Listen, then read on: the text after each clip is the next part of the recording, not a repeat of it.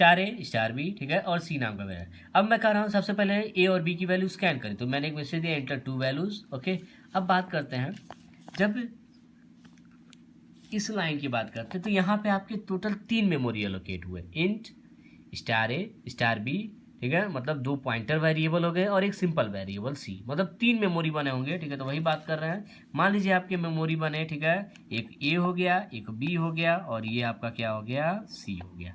Okay, और सबके पास address होगा, ठीक है। मान लीजिए 0 से स्टार्ट कर रहा हूँ, ठीक है, ये मैंने सपोज किया है। मान लीजिए जो सी को मेमोरी एलोकेट हुआ वो 6th लोकेशन पे हुआ है, ठीक है, 6 उसका एड्रेस है।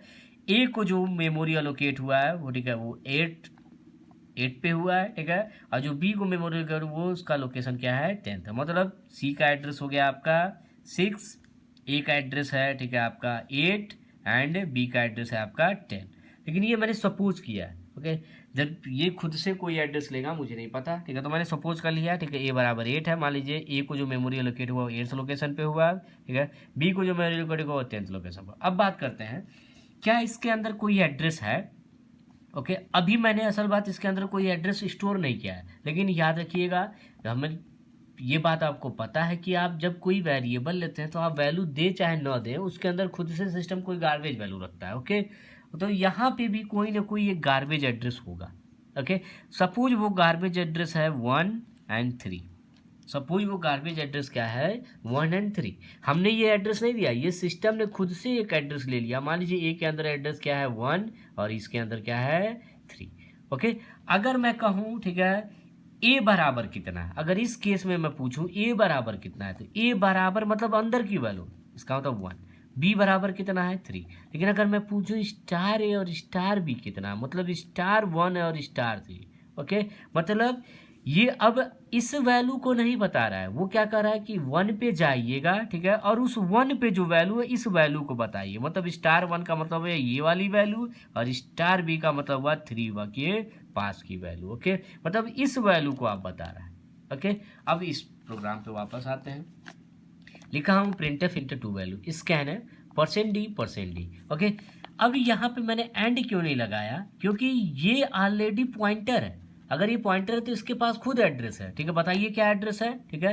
ए के पास क्या है 1, ए के पास क्या है 1, और बी के पास क्या है 3, गार्बेज वैल्यू जो मैंने माना है, ठीक है, कि ए के पास मान लो गार्बेज एड्रेस 1 है और गार्बेज एड्रेस 3 है। अब समझिए, ये है कहता है 1, ये कहता है 3। अब इस लाइन का मतलब समझिए, ये क्या कर रहा है, पहला इंटीजर ले जाके 1 पे रख दीजिएगा और दूसरा इंटीजर ले जाके कहाँ रख दीजिएगा, 3 पे रख दीजिएगा। अगर ए की वैल्यू 1 है और बी की वैल्यू 3 है, ठीक है, वैल्यू ना करके, ठीक है, कहते हैं कि ए के पास अगर एड्रेस 1 है और बी के पास एड्रेस 3 है, तो इसका मतलब ये क्या कह रहा है कि पहला इंटीजर 1 पे रख दीजिएगा और दूसरा इंटीजर 3 पे। इसका मतलब आप जो वैल्यू दे रहे हैं, ठीक है, वो यहाँ नहीं स्टोर होगा।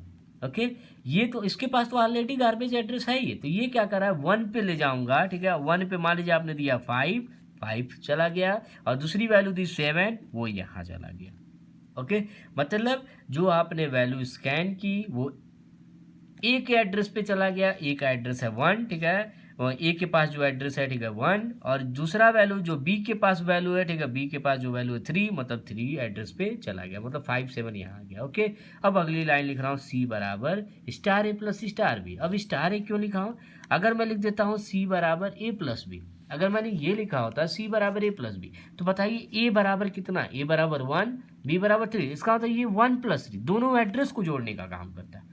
मुझे एड्रेस नहीं जोड़ना है, मुझे उस एड्रेस की वैल्यू को जोड़ना है। अभी मैंने बताया कि अगर आपको एड्रेस पता है कि ये है एड्रेस या ये है एड्रेस या ये है एड्रेस, अब बताइए इस एड्रेस पे कौन सी वैल्यू, तो आगे क्या कहता हूँ, अगर स्टार लगा देंगे तो क्या बताने लगता है, एड्रेस ना बता के उसकी वैल्यू बताता है। तो वही चीज़ है, अगर आप कह रहा हूँ कि 1 की वैल्यू और 3, इस एड्रेस पे जो वैल्यू उस वैल्यू को बताइए, तो आप आगे क्या लगा देंगे, स्टार ए स्टार 1 स्टार 3, मतलब स्टार ए प्लस स्टार। इसीलिए अगर आप स्टार ए प्लस स्टार बी करते हैं तो इसका मतलब वो एड्रेस ना जोड़ के उस एड्रेस पे जो वैल्यू गई है, और कौन कौन सी वैल्यू गई है, 1 पे 5 गई है, 3 पे 7, इसका मतलब 5 + 7, और सी की वैल्यू 12, इसका मतलब इस ब्लॉक में 12 गया, और इसी को मैंने प्रिंट कराया, दैट इज योर 12। ओके, अब एक बात और, अगर भाई तो भाई यहाँ पे एंड लगा दिया होता तो प्रिंटफ में एंड, ठीक है, ये कहा जाता है कि प्रिंटर में एंड नहीं लगेगा, लेकिन क्यों नहीं लगेगा उसका रीजन है।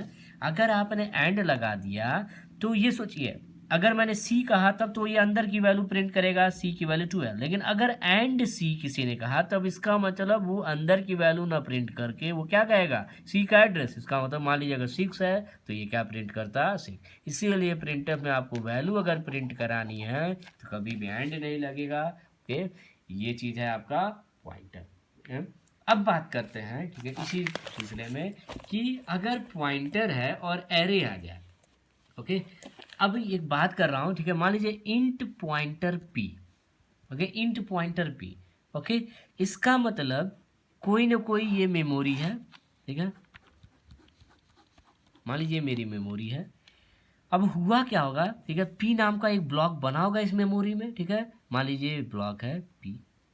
ओके, और इस पी का कोई ना कोई एड्रेस होगा, ठीक है, मान लीजिए एड्रेस है 200, और इसके पास कोई ना कोई गार्बेज एड्रेस होगा ही। ओके, वो गार्बेज एड्रेस, ठीक है, इसी मेमोरी में कहीं ना कहीं अलोकेट होगा, मान लीजिए यही है वो एड्रेस।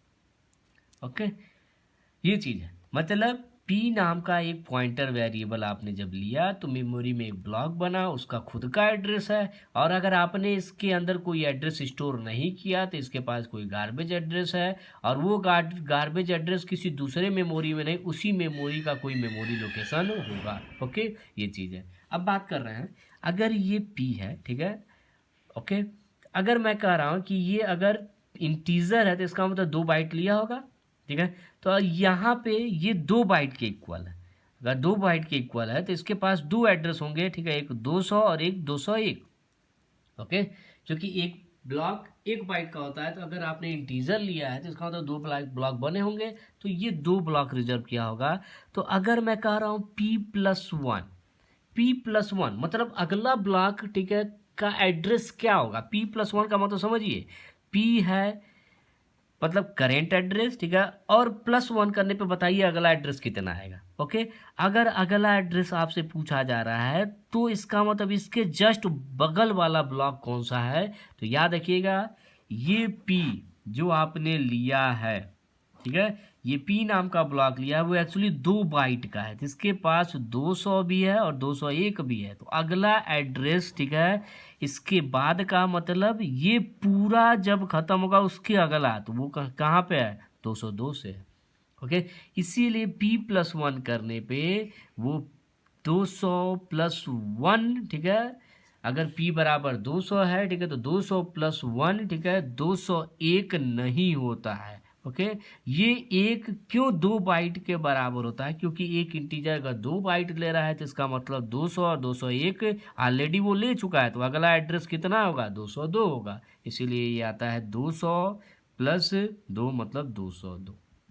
ओके, इसीलिए कहा जाता है कि अगर पॉइंटर वेरिएबल पे आप इंक्रीमेंट ऑपरेटर करते हैं तो बेस एड्रेस जो, ठीक है, करेंट एड्रेस आपको दिया गया है उसमें प्लस करिएगा, और प्लस क्या कीजिएगा, size of data type, size of data type.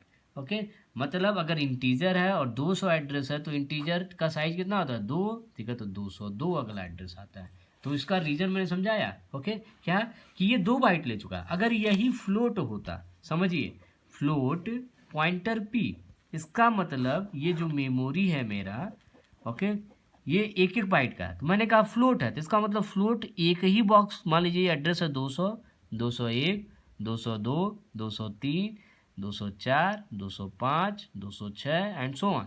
Okay, तो अगर मैं कह रहा हूँ फ्लोट है तो फ्लोट का मतलब 4 बाइट, कितना लिया होगा, 4। तो क्या ये 1 ही बाइट का है, तो इसका मतलब वो 4 बाइट, 1 2 3 4, ये चारों ले लिया, ये चारों ले लिया। तो अगला फ्लोट, ठीक है, जब आएगा, ठीक है, तो वो इन चारों के बाद ही आएगा, इसका मतलब वो कहाँ से शुरू होगा, 204 से। इसीलिए इसमें अगर कह रहा हूँ कि अगला एड्रेस कितना है, 200 है, तो अगला एड्रेस कहाँ से होगा, 204 से। तो कैसे, देखिए size of float, size of float, और फ्लोट की साइज कितनी होती है, 4, इसका मतलब 200+4, इसीलिए कहाँ जा रहा है, 204। ओके, मतलब इंक्रीमेंट ऑपरेटर, ठीक है, क्या कहता है, ठीक है, कि हम जो इंक्रीज करेंगे वैल्यू, ठीक है, एड्रेस जो इंक्रीज करेंगे, ठीक है, वो एड्रेस कितना होगा जो बेस एड्रेस है, ठीक है, प्लस, ठीक है, size of data type equal होगा। ओके, मतलब ये मैंने समझा दिया कि इंटीजर दो ब्लॉक रिजर्व करता है, इसीलिए अगला ब्लॉक 202 से शुरू होगा, अगला ब्लॉक, ठीक है, फिर 202 ब्लॉक छोड़ के फिर अगला शुरू होगा, फिर 2 ब्लॉक छोड़ के अगला शुरू होगा। ओके, एक बात और, अगर आप पॉइंटर वेरिएबल पे लगातार प्लस प्लस करते जाते हैं तो वो अगला ब्लॉक बनाता है। ओके, और यही कॉन्सेप्ट आपका इस्तेमाल हो सकता है एरे में। कैसे, ठीक है, अगर मैंने कहा, ठीक है, कि ये पी है, सपोज ये पी नाम का मेरा ब्लॉक है। ओके, ये 2 बाइट का मान लीजिए है, इंटीजर लिया हूँ, सारा क्या है मेरा, ठीक है, 2 बाइट का है। तो अगर ये पी है, ठीक है, तो अगला क्या है p+1, और अगला क्या है p+2, अगला क्या है p+3, और अगला क्या है p+4। ओके, ये याद रखिएगा 2 बाइट का है, ये भी 2 बाइट का है, ये भी 2 बाइट का है, ये भी 2 बाइट का है, ये भी 2। मतलब अगर +1 करते जाएंगे तो आपका लगातार मेमोरी बताता है। ओके, और ये क्या बन रहा है मेरा, एरे बन रहा है, लगातार मेमोरी बनता जाए, ठीक है, तो एरे बन रहा है। ओके, और यही कॉन्सेप्ट आप इस्तेमाल कर सकते हैं कि अगर हमने लिखा int star P, int star P लिखा हूँ, तो इसका मतलब, ठीक है, सिस्टम में, ठीक है, एक मेमोरी आपको एलोकेट हो चुकी है, और उसी मेमोरी को, ठीक है, आप आगे, ठीक है, बढ़ाते जाइए, ठीक है, तो आपका एक एरे बनता जाएगा। ओके, इसका मतलब अगर मैं सिंपली कह रहा हूँ, ठीक, कि पी नाम का एक एरे लिया गया है, ठीक है, सॉरी, पी नाम का एक वेरिएबल लिया गया, अगर उस पर लगातार +1 करता हूँ तो वो लगातार मेमोरी दिखाएगी, ठीक है, और वो आपका क्या बन जाएगा, एक सिंपल एरे बन जाएगा। ओके, अब बात करते हैं, अगर वास्तव में देखा जाए तो पॉइंटर और एरे को एक्सेस कैसे करते हैं। ओके, चलिए पॉइंट करते हैं पॉइंटर और एरे, ठीक है। अगर हम लेते हैं इंट a10, तो हुआ क्या, सिस्टम में 10 ब्लॉक्स बनते हैं, 10 ब्लॉक्स बन गए। ओके, 0 1 2 3 4